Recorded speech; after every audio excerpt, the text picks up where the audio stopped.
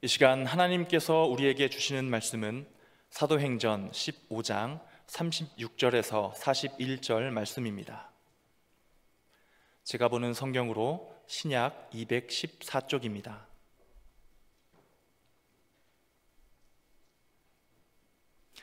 말씀을 봉독할 때에 하나님의 음성을 들으시기 바랍니다.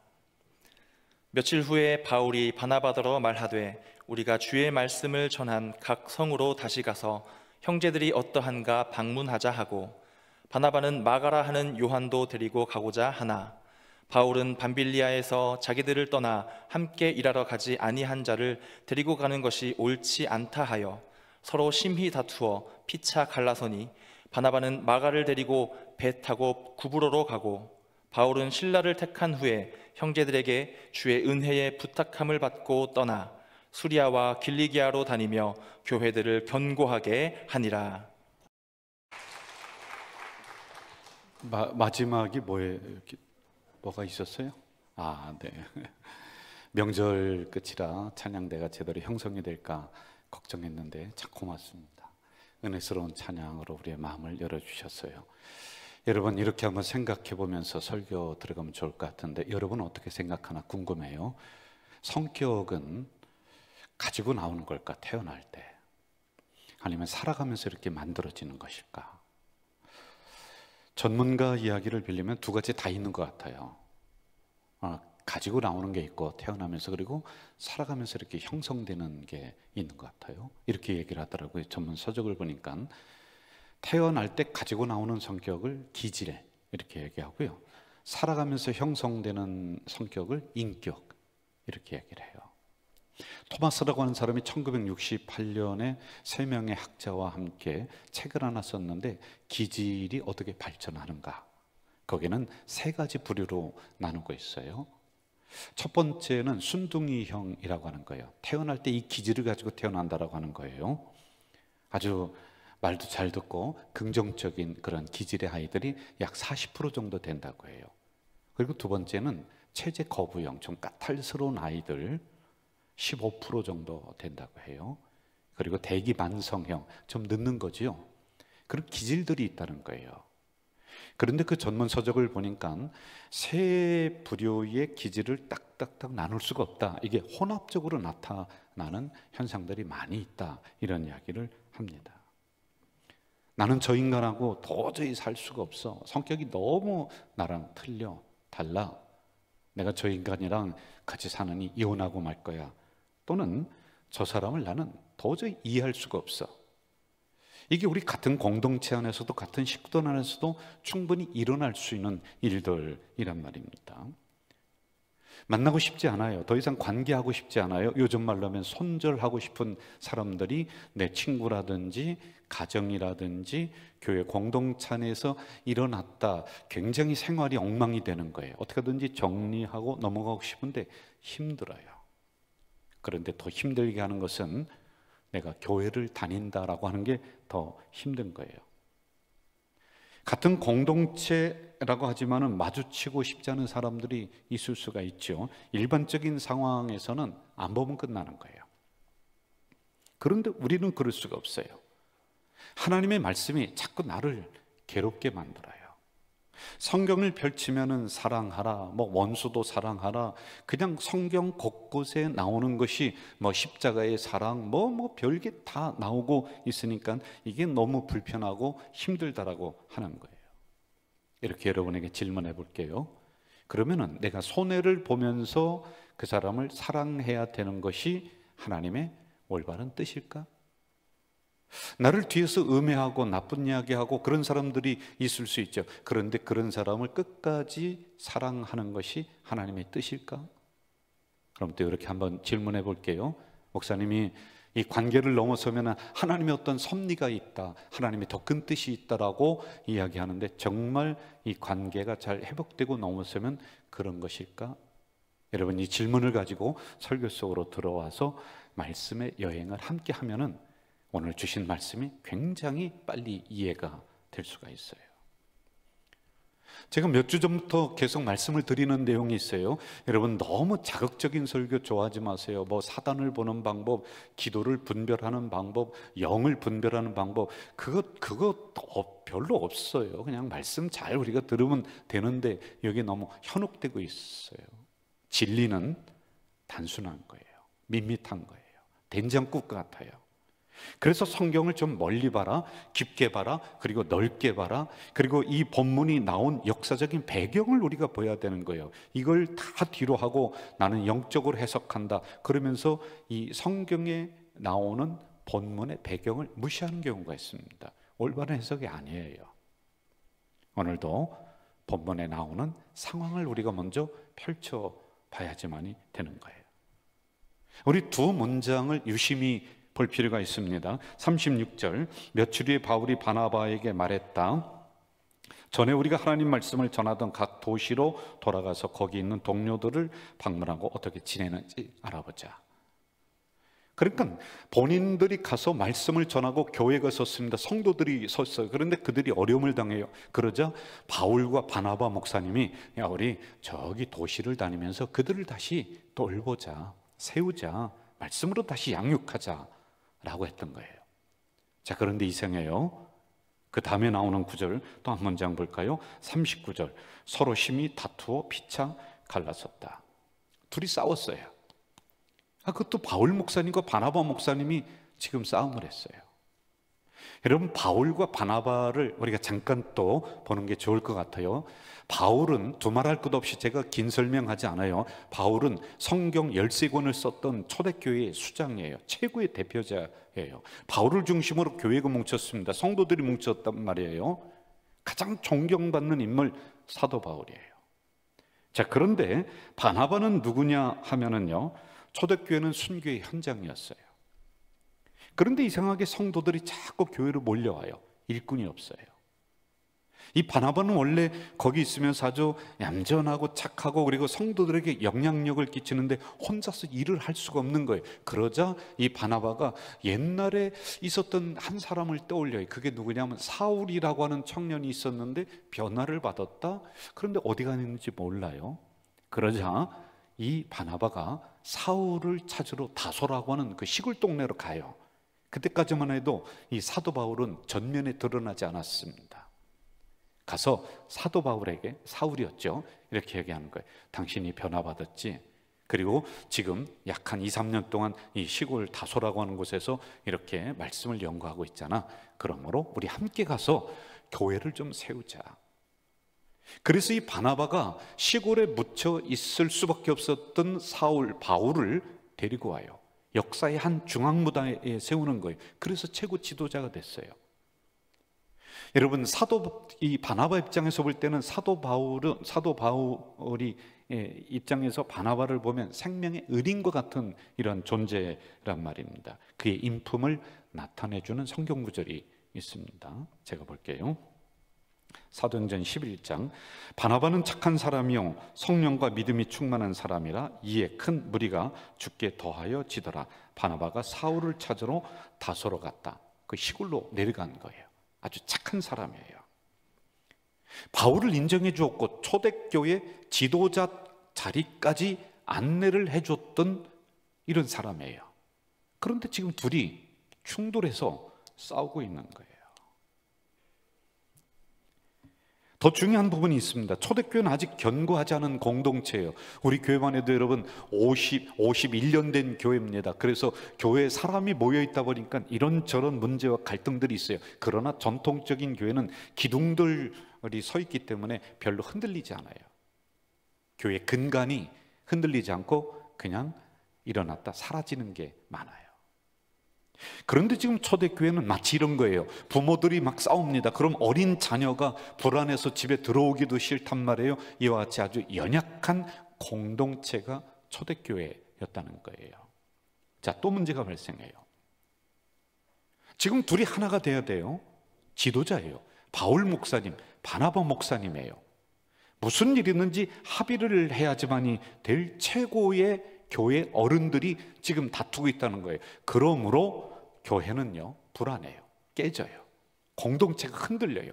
성도들이 안절부절하고 있다는 겁니다. 거룩한 목적, 선의의 목적, 이렇게 얘기하죠. 바울이 바나바에게 말했다. 전에 우리가 하나님 말씀을 전하던 각 도시로 돌아가서 거기 있는 동료들을 방문하고 어떻게 지내는지 알아봅시다. 하나가 됐어요. 여기는 다른 이견이 없어요. 거룩한 본질의 목적이에요. 그런데 그 다음에 사소한 문제예요. 누구를 데려갈 것이냐, 이렇게 얘기해 볼까요? 제가 부목사님 이영돈 목사님을 데려가자. 그리고 아니다, 또 다른 옆에 있는 지도자인 목사님이 무슨 소리냐, 김승진 목사님을 데려가자. 이것 때문에 싸웠다는 거예요. 본질은 여기 따로 있어요. 그러므로 이 성격의 문제는 이 공동체를 흔들 수가 있는 거예요. 이게 발목을 잡고 있는 거란 말입니다. 상당 사역을 하는 러셀 윌리엄이라고 하는 사람은 관계 가면이라고 하는 책에서 사람의 성격을 16가지로 나누고 있어요. 그 중에 다혈질이라고 하는 성격이 있어요. 굉장히 순수합니다. 그리고 추진력이 있어요. 그리고 깨끗해요. 뭐 속에 막 이상한 걸 꿍꿍이를 가지고서 사람과 대하면서 그렇게 일을 하지 않아요. 아주 좋아요. 그런데 단점이 있어요. 화를 자주 내요. 그리고 그냥 너무 불같은 성격이에요. 그래서 상처를 받는 사람들이 있다는 거예요. 마치 사도 바울이 이런 인물이었던 거예요. 사람이 아싸래요. 그 사람, 그 마가라고 하는 그 부목사 있잖아, 옛날에 한번 일을 하다가 도망간 사람이야. 그 다시 믿을 사람이 아니야. 그래서 굉장히 아싸하게 일을 처리를 하는 것 같아요. 다혈질이에요. 여기서 파생되는 문제 심각하다고 했습니다. 사도 바울의 성격을 쭉 따라가다 보면은 화를 잘 내요. 삐지기도 잘해요. 사람들과 충돌하는 경우가 굉장히 많아요. 감정이 들쭉날쭉해요. 그런데 여러분, 바나바는 착한 사람이에요. 생선 가운데 토막이에요. 그러므로 내성적인 사람이에요. 당신이 잘못했다, 이건 이래야 된다, 그걸 앞에서 이야기하지 못하는 성격을 타고난 걸 어떻게 합니까? 그래서 성격이 지금 부닥치고 있는 거예요. 이것 때문에 초대교회가 흔들리고 공동체가 흔들리고 있는 거예요. 거룩한 목적, 그것하고는 거리가 멀어요. 여러분 생각해 보세요. 이 성격이 충돌하니까 우리가 각성에 다니면서 하나님의 말씀을 전하고 다시 교회를 세우자라고 하는 이 본질의 목적이 없어져 버리는 거예요. 저는 교육전사를 조치원이라고 하는 곳에서 한 4년 6개월, 한 거의 5년 정도 제가 이렇게 했었습니다. 그런데 그 읍단위 동네에 아주 전국적으로 유명한 교회가 있습니다. 제가 교회 이름을 말씀드리지 못하는 것을 양해하시기 바라요. 1층과 2층으로 되어 있는데 1층에 성도들이 모여있어요. 목사님이 한 분 계세요. 원래는 한 교회 성도들이었는데 무슨 문제 때문에 서로 갈리게 됐습니다. 서로 안 나가는 거예요. 여기 우리 거라는 거예요. 그리고 1층에 목사님 모시고 와서 예배를 드리고 2층에서도 또 목사님 모시고 와서 예배를 드리는 거예요. 아주 신문에도 많이 났어요. 시끄러운 교회예요. 2층에서 예배 드리잖아요. 그러면 밑에서 있었던 성도들이 이만한 나무를 가지고 천장을 막 치는 거예요. 퉁퉁 치고 조용히 하라고. 시끄러운데 왜 찬송 부르냐고. 우리 지금 기도하고 있는데. 그럼 2층에서는요 막 찬송하면 어떻게 해요? 1층에서 불 꺼버리고. 그러면서 충돌하는 거예요. 지도자들이 만났어요. 장로님과 목사님들이 만나서 서로 이야기하는데 합의점이 없습니다. 분명 그 교회 지도자들은 이렇게 얘기했습니다. 하나님의 뜻이다. 우리는 교회를 위하는 것이다. 하나님의 나라를 위해서 우리가 이렇게 희생하는 것이다 라고 이야기하는데, 그러는 사이에 교회는 다 망해버렸어요. 다 떠났어요. 교회가 망가졌어요. 제가 목사를 오래 하다 보니까 은혜 많이 받을 것 같은데 솔직히 더 은혜를 못 받아요. 속이 태평양처럼 넓을 것 같은데 성도들을 이렇게 대하다 보니까 속이 점점점 좁아지는 뱀댕이 콧구녕만한 속이 되는 것 같은 이런 느낌이 들어요.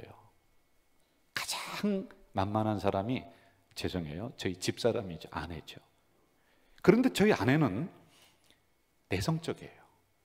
뭔가 저하고 한번 틀어지면 말을 안 해요. 가만히 있어요. 저는 다혈질이에요. 종종 작은 문제, 무슨 문제인지도 지금 생각이 안 나요. 그런데 부닥칩니다. 그리고 막 교회를 옵니다. 그리고 그 주에 설교를 해야 돼요. 그런데 저 밑에서 눈을 동그랗게 뜨고 쳐다보고 있는 그 여자가 무서운 거예요. 저는요. 그래서 제가 이렇게 얘기해요. 오늘 당신 뭐 토요일에 그런 일이 있었다 그러면 내일 당신 교회 나오지 말고 다른 교회 가라고.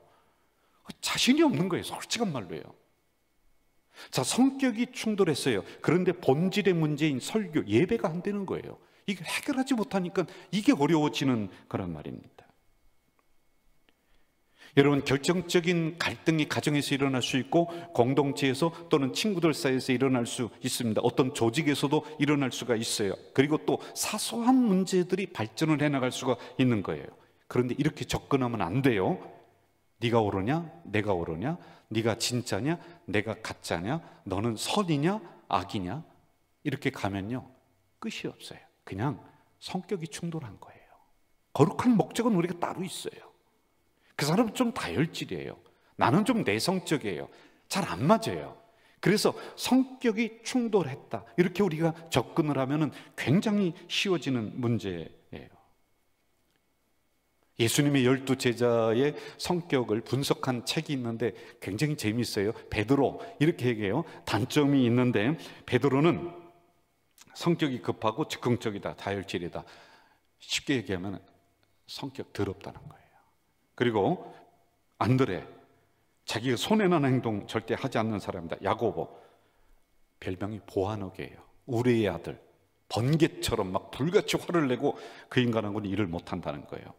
빌립, 약삭빠른 인간이다. 마태, 너무 계산적인 사람이에요. 시몬, 정치적인 인간이다. 도마, 의심하는 인간. 다데오, 소극적인 사람. 12명의 제자들 다 분석해 봤더니 다 한 성격 하는 사람들이에요. 다 달라요. 그런데 이들이 함께 모였다는 거예요. 여러분, 그 사람들이 예수님의 제자라고 해서 안 싸웠을까요? 안 부닥쳤을까요? 아니에요. 여러분, 성경을 가만히 보세요. 사사건건 부닥쳐 나가요. 사사건건 싸우고 사사건건 반목하고 있단 말입니다. 그런데 이렇게 깨어진 사람들이 모였어요. 이 12명의 제자들은 오늘 인류, 우리들 공동체 좁혀서 보자고요, 성격의 유형들을 얘기해 주는 거예요. 이런 사람들이 모였다는 거예요. 사사건건 부닥치는 거예요. 그럼 그렇게 끝났을까요? 아니에요. 이들은 결국에는 자기 목이 잘리고 자기 몸이 톱으로 반토막이 나면서까지도 공동체를 지켜요. 견고한 공동체를 만들어요. 깨어진 사람들이었었는데 이게 어떻게 가능할까요? 이거 찾아보자는 거예요. 오늘 본문에 나오는 갈등은 어떻게 되었을까요? 이제 일맥상통합니다. 똑같습니다. 잘 들어보세요. 성경 두 구절을 제가 소개를 할게요. 골로새 4장 10절, 나와 함께 갇힌 아리스다고와 바나바의 생질 마가와 이 마가에 대하여 너희가 명을 받았음에 그가 이르거든 영접하라. 마가 때문에 싸웠어요. 부목사인 마가 때문에. 자, 디모데후서 4장 11절, 내가 올 때 마가를 데리고 오라. 그가 나의 일에 유익하다. 좀 좋아졌죠.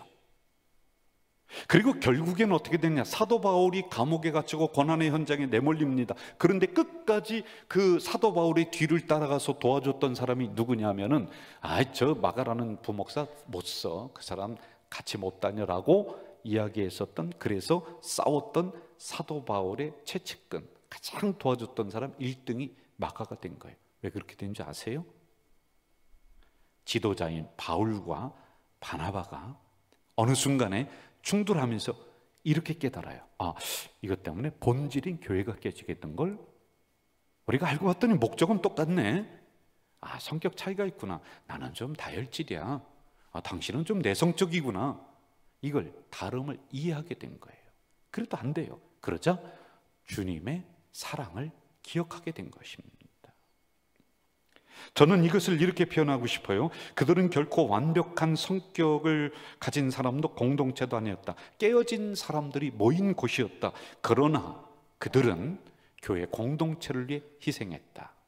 그리고 자신들의 결심이 아닌 주님의 십자가의 사랑을 의지했다. 저는 솔직히 이렇게 결론 내리고 싶지 않았어요. 제가 설교를 다 준비를 미리 해놓습니다. 그리고 어떻게 이 설교를 숙성시킬까, 익힐까, 그리고 어떻게 하든지 성도들에게 알기 쉽게 이것을 전달할까, 그러면서 물꼬를 트는 작업을 토요일이면 아주 집중하고 있는 거예요. 그런데 토요일에 설교가 제대로 풀리지 않는데 제 방에 오후 1~2시에 노크소리가 들리는 거예요. 저는 온 열정을 거기 쏟고 있는데 그것도 못 들었어요. 근데 어떤 분이 불쑥 들어오는 거예요. 그러니까 우리 교회 은퇴하신 노 집사님이에요.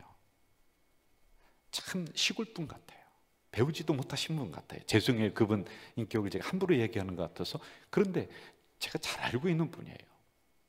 그런데 이분이 불쑥 제 방에 찾아오더니 저는 지금 막 그냥 하늘문이 열리고 막 뭔가를 해야 되는 막 그런 영적 세계로 막 들어가는데 솔직히 빨리 좀 가셨으면 좋겠어요. 설교가 더 집중을 해야 되는 이 타이밍에 그분이 오신 거예요. 근데 안 나가는 거예요. 그러면서 이분이 적은 봉투를 하나 저에게 주신 거예요. 너 적어요. 여러분들 크게 생각하지 마세요. 그러면서 이렇게 얘기해. 목사님 명절인데 참 죄송해요. 그러면서 이렇게 얘기하는 거예요. 목사님 얼굴을 보니 많이 상하셨네. 제 마음이 너무 아파요. 얼마나 성도들과 교회를 위해서 몸이 상하셨으면 이렇게 얼굴이 안 좋아지시고 그리고 또 일찍 은퇴를 하신다고 그럴까요? 그래서 그분이 우는 거예요. 제가 어떻게 우리 성도가 한 얘기를 거짓말을 하겠어요? 그러면서 그분이 이런 얘기를 저에게 해주세요. 목사님, 그렇게 똥줄나게 애쓰지 말고요, 교회가 희생하고 사랑이 있으면 하나가 돼요. 너무 똥줄타게 애쓰지 마. 그 똥줄타게 그분이 쓰는 단어예요. 제가 새롭게 쓴 거 아니에요. 그분이 이런 얘기를 또 하세요. 목사님, 땅도 사고요, 옆에 저 그분에게 한마디도 안 했어요. 근데 학교도 짓고요, 교육과도 짓고 하셔야 될 일이 많은데 너무 똥줄타게 쓰지 말고 교회는요, 희생이 있고 사랑이 있으면 교회 공동체는 하나가 돼요. 하나가 돼요. 이 이야기를 하시는 거예요. 저는 망치를 얻어맞은 것처럼 깜짝 놀랐어요. 솔직히 빨리 나가셨으면 했는데 어떤 위대한 신학자가 하는 얘기보다도 더 위대한 거예요. 제 설교에 물꼬를 터주는 거예요. 이것이었구나. 성령이 이분을 보내서 나에게 이렇게 말씀하고 계시는구나. 여러분, 맞아요. 깨어진 성격을 가지고 있는 12명의 제자들, 이제 조금씩 하나님 나라를 위해서 희생을 하기를 시작합니다. 결국에는 그들 힘으로는 하나가 되지 못했지만은요, 주님이 나를 위해서 십자가에 죽으신 그 사건 이후에, 그렇지, 내 결심으로 안 되지, 주님의 사랑으로 우리가 서로 하나가 돼야지, 그리하며 견고한 공동체를 만들었어요. 또 맞아요. 너무 다른 바울 목사님, 바나바 목사님 성격이 충돌했어요. 그런데 결국에 그들은 깨어진 사람들이었지만은, 그래, 이대로 있다가는 교회가 위험하다, 성도들이 위험하다, 근본이 흔들린다, 안 된다, 우리 서로의 성격을 좀 이해하자. 나와 다르구나, 나는 좀 급하구나, 당신은 급하지 않구나, 이해하게 됐어요. 그리고 희생했어요. 그래도 안 돼요. 그러자 그들은 주님의 십자가를 보며, 그래, 주님이 나를 이처럼 사랑하셨는데, 그래 하며 결단하며 기도하기 시작했습니다. 여러분, 내 성격으로는 그 인간 도저히 못 받아들여요. 내가 어쩌다가 저 왼수 같은 인간을 만났을까? 그럴 때 여러분, 다름을 좀 생각해 주세요. 성격이 다른 거예요. 근본이 다른 게 아니에요. 그 사람도 좋은 사람이에요. 그리고 가정을 위해, 그 조직을 위해, 교회 공동체를 위해 조금씩 우리가 희생하는 거예요. 그래도 안 돼요. 그럼 여러분, 주님 십자가 보며 다시 한번 기도하고 결심해야지만이 돼요. 우리 모두는 완벽한 인간이 아니에요. 그런데 우리는 완벽이라고 하는 울타리를 딱 쳐놓고 이 안에 들어오지 않는 인간은 나쁜 사람, 나와 틀린 사람, 아주 못된 사람, 성격이 개팍맞은 사람, 이렇게 규정을 해놔버렸어요. 그런데 여러분, 솔직히 얘기해 볼까요? 여러분들도 그 안에 스스로 있으면서 50점도 안 되잖아요. 서로에게 상처 줄 수 있어요. 받을 수도 있어요. 다툴 수도 있어요. 중요한 것은 다툼이 아니라 그 다음을 어떻게 해나가느냐. 또 이렇게 생각해 보세요. 제가 부목사 시절에 종종 우리 어린 자녀들과 함께 월요일이 되면은 주변에 있는 곳으로 여행은 아니죠. 뭐 잔디밭이 있고 하는 그런 공원으로다 이렇게 간 적이 있었습니다. 제가 가정 이야기를 또는 자녀 이야기를 가끔씩 하는데, 여러분들 설교를 어떻게 하면 더 전달을 잘할까라고 하는 이런 측면으로 하는데, 여러분들은 꼭 그것만 기억했다가 그 자녀들에게 가서 또는 우리 집사람에게 가서 뭐 성질이 더럽다며 뭐 그렇게 얘기하는, 그거 하면 안 돼요. 여러분들 그냥 말씀을 잘 알아들으시면 되는 거예요. 자, 그런데 이 어린 자녀들이 잔디밭에서 막 뛰어놀다가 퍽 하고 넘어지는 거예요. 그런데 제가 가만히 봤어요. 그런데 이 자녀가 넘어진 딸들이 가만히 둘러보는 거예요. 그리고 엄마 아빠가 안 보인다 그러면 지가 일어나서요, 털고 그냥 또 놀아요. 그런데 엄마 아빠가 보이잖아요, 울어요. 그럼 저희들이 다가가서 털어주고 안아주고 호 해줘요. 그러면 나요. 왜 그럴까요? 엄마의 사랑이 그리운 거예요. 우리도 똑같아요. 깨어진 사람들이에요. 알고 보면요, 주님의 사랑이 그리운 거고 사람들의 관심이 그리운 거란 말입니다. 예수님의 가르침 중에 참 어려운 부분들이 많이 있는데 저는 이게 너무 어려운 것 같아요. 원수를 사랑하라, 너를 저주하는 사람을 위해서 축복하라. 근데 여기까지는 좀 괜찮다고 쳐요. 왜 그러냐면 우리들 마음으로 하는 거니까 어떻게 마음을 뭐 이렇게 드러낼 수가 있는 거예요. 내 속으로 사랑하든지 미워하든지 그걸 잘 모르잖아요. 그런데 그 다음에 이렇게 나오고 있어요. 너 이쪽 뺨 때리면 이쪽도 돌려대라, 걷어달라 그러면 속옷도 잘. 이건 눈에 보이는 거 아니에요. 이거 너무 어려워요. 솔직히 못할 것 같아요.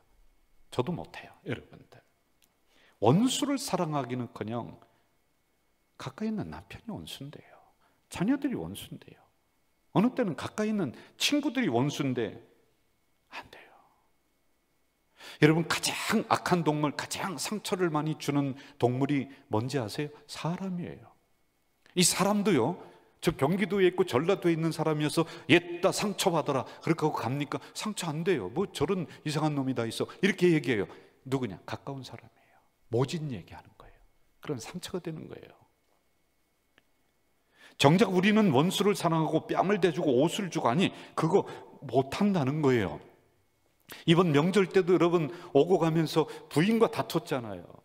교회 오려고 할 때 가만히 있던 부인이 한마디 하니까 그냥 불 화가 나서 가방 집어던지고 교회 안 간다라고 했던 적이 있을 거 아니에요. 저만 그래요? 듣기 싫은 소리 있어요. 아니 집사이면서 권사이면서 왜 이렇게 그것도 못해? 왜 그런 욕심을 내? 아니 그것도 못 참아? 자기는 못 참으면서요. 아니 목사가, 아니 장로가 어떻게 그것도 못 참느냐고 그래요. 화가 나요. 못 참는 내가 화가 나고요, 그렇게 말하는 그 사람이 미워요. 솔직한 말로요. 그럼 이 문제를 어떻게 풀어나갈까요?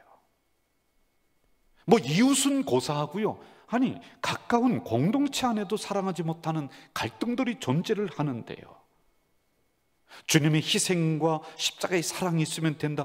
만든 얘기 같아요. 그런데 솔직히 지금 안 와닿아요. 그냥 그건 교과서적인 얘기 같단 말이에요. 본문을 벗어난 것을 양해해 주시고 제가 성경을 몇 구절 찾을게요. 답이 있습니다.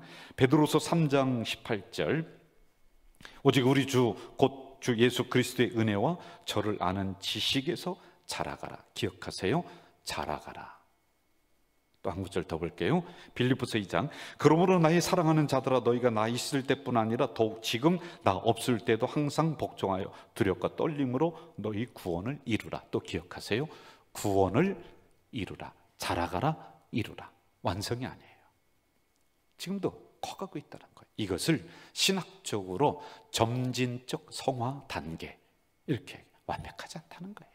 여러분, 예수 믿고 구원받았습니다. 그런데도 우리는 다시 세상으로 가고 다시 싸울 수 있고 다시 갈등할 수 있다는 거예요. 이거는요, 구원받은 본질에서 나오는 인간의 특징이에요. 그런데 우리는 주로 이렇게 얘기하잖아요. 아니, 어떻게 구원받은 사람이 그럴 수 있어? 이 특징을 가지고 본질을 갖다 훼손하니까 싸움이 되는 거예요. 성격이 그런 거예요. 그리고요, 점진적으로 조금씩 나아지고 있는 거예요. 자라가고 있고 점점 구원을 이루어가고 있는 이 단계에 우리가 있다는 거예요. 주님 베드로에게 묻습니다. 너는 나를 누구라고 하느냐? 예, 주님은 살아계신 하나님의 아들입니다. 나의 그리스도이십니다. 이것처럼 놀라운 고백이 어디 있습니까? 그런데 바로 뒷절에서 예수님이 이렇게 얘기해요. 이 사탄아, 내 뒤로 물러가라. 잘못한 거예요. 이게 인간이에요. 이게 우리라는 거예요. 우리 수준이 이렇다는 거예요. 아직 우리들은 성화의 단계이기 때문에 사랑하지 못하는 경우가 많아요. 아직도 그 사람 꼴도 보기 싫어요. 아직도 힘들어요. 교회 오면은, 가정에 가면 말도 하기 싫어요. 만나고 싶지도 않아요. 그래서 우리는 시간을 가지고 점진적으로 해나가야 돼요. 여러분, 한꺼번에 다 하려고 하지 마세요. 사랑 못해요. 원수를 위해서 어떻게 축복합니까? 할 수가 없는 거예요. 그냥 그 수준만큼 조금씩 하면 되는 거예요. 유대인 학자인 마틴 부버, 나와 너라는 아주 유명한 책입니다. 거기서 사람이라고 하는 어근을 찾아서 설명을 해주는데, 사람이란 서로 관계 속에서 나온 게 사람이다, 이렇게 설명을 하고 있습니다.